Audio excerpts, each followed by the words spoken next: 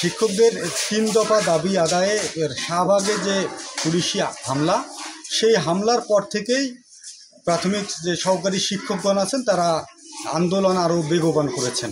তারা বলছেন তাদের যৌক্তিক আন্দোলনে যৌক্তিক যে দাবি পূরণের যে আন্দোলন, সেখানে পুলিশ ন্যাক্কারজনক হামলা চালিয়েছে। এই আন্দোলন পরে সারা দেশে ছড়িয়ে পড়েছে। আমি বর্তমানে কুড়িগ্রামের ফুলবাড়ি থেকে যুক্ত হয়েছি। এখানে 157টি সরকারি প্রাথমিক বিদ্যালয় রয়েছে। বিদ্যালয়ের যে সহকারী শিক্ষক যারা আছেন তারা কর্মবিরতি পালন করছেন। তো আমি এই মুহূর্তে অবস্থান করছি উপজেলার একটি প্রত্যন্ত অঞ্চলে, এটি হরিরহাট সরকারি প্রাথমিক বিদ্যালয়। এখানেও কিন্তু কেন্দ্র ঘোষিত যে কর্মবিরতি কর্মসূচি সেটাও এখানে পালন করা হচ্ছে। এখানে শিক্ষকরা আসলেও তারা পাঠদান থেকে বিরত রয়েছেন।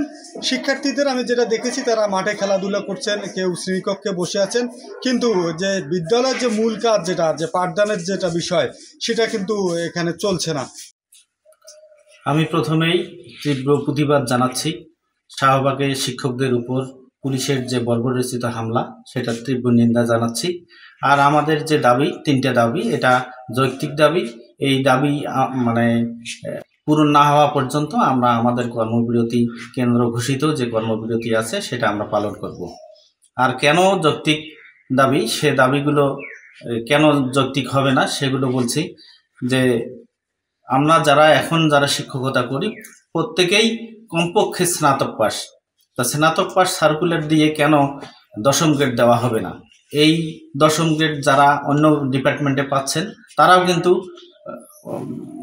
স্নাতক ডিগ্রি পাস নয়, তারা এসএসসি পাস করে প্রমোশন পাচ্ছেন, সৈনিক হয়ে এসপি হচ্ছেন, সৈনিক হয়ে বিভিন্ন ডিপার্টমেন্টে তারা পদোন্নতি পাচ্ছেন। কিন্তু আমরা ওই সহকারী শিক্ষক হিসেবে যোগদান করেছি, সারা জীবন আমাকে ওই সহকারী শিক্ষক হিসেবেই থাকতে হবে, আমার কখনো পদোন্নতি হবে না। আমরা এই পদোন্নতি চাচ্ছি, আমরা বিভাগীয় পদোন্নতি চাচ্ছি। তারপর আমাদের যে 10 বছর এবং 16 বছরের যে গ্রেড, সেই গ্রেডেশন, সেটা আমরা উচ্চতর গ্রেডটা চাচ্ছি এবং 10ম গ্রেড বাস্তবায়ন হোক, এটা আমরা শতভাগ চাচ্ছি। আমি যথাসময় স্কুল আসছি, স্বাক্ষর করে কর্মবিরতি পালন করতেছি।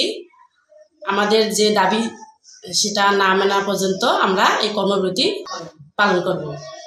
সকাল 9টায় স্কুলে এসেছি, এসে সই করে কর্মবিরতি পালন করতেছি।